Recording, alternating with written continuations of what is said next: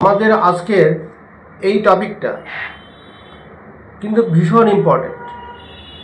কারণ কি 10 থেকে 12 বছর বয়সের পরে যদি এটি ধরা পড়ে তাহলে কিন্তু এর আর কোনো রকম চিকিৎসা কিন্তু কোথাও নেই।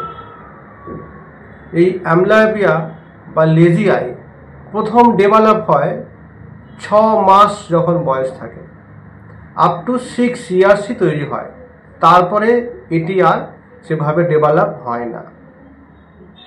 দৃষ্টিগত সমস্যা কিন্তু পার্মানেন্ট হয়ে যায় এই বয়সটির পরে। এই অ্যামব্লায়োপিয়া 4 ধরনের হয়।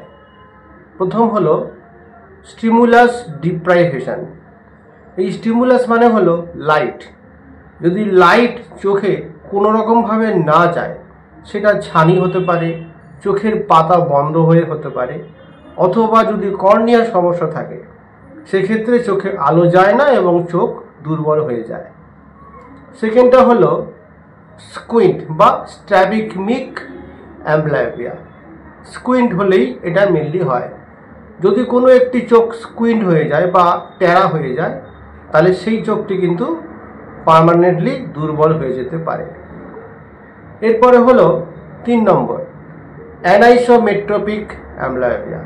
মানে যদি দুটো চোখের মধ্যে পাওয়ারের ডিফারেন্স বেশ অনেকটা থাকে, সেক্ষেত্রে যে চোখে পাওয়ারটা বেশি সেই চোখে কিন্তু সমস্যা থাকবেই। এরপরে 4 নম্বর হলো এমেট্রোপিক অ্যামব্লায়োপিয়া। এমেট্রোপিক মানে হলো দুটো চোখেই পাওয়ার বেশি থাকা।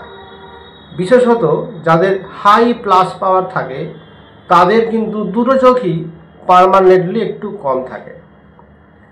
ট্রিটমেন্ট কিন্তু এর সেরকম কিছু নেই যদি সেটা 10 থেকে 12 বছর বয়স পেরিয়ে যায়।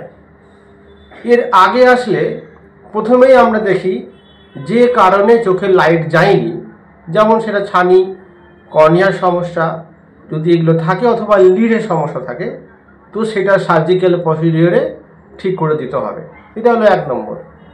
2 নম্বর হলো পাওয়ারের অ্যাকুরেট পাওয়ার যেন দিতে পারি সেটা দেখতে হবে, কোনো রকমভাবে পাওয়ার কম করা যাবে না। 3 নম্বর হলো প্যাচিং বা অক্লুশন থেরাপি। মানে যে চোখটি স্ট্রং সেই চোখটাকে বন্ধ করে দিয়ে যে চোখটি দুর্বল সেইটাকে জোর করতে হবে দেখার জন্য। আগেই বললাম 10 থেকে 12 বছর বয়স যদি পেরিয়ে যায় এই কোনো রকম চিকিৎসাতে কিন্তু চোখ আর সাড়া দেবে না। দুটো চোখই কিন্তু বা একটা চোখও পার্মানেন্টলি একটু দুর্বল থেকে যাবে।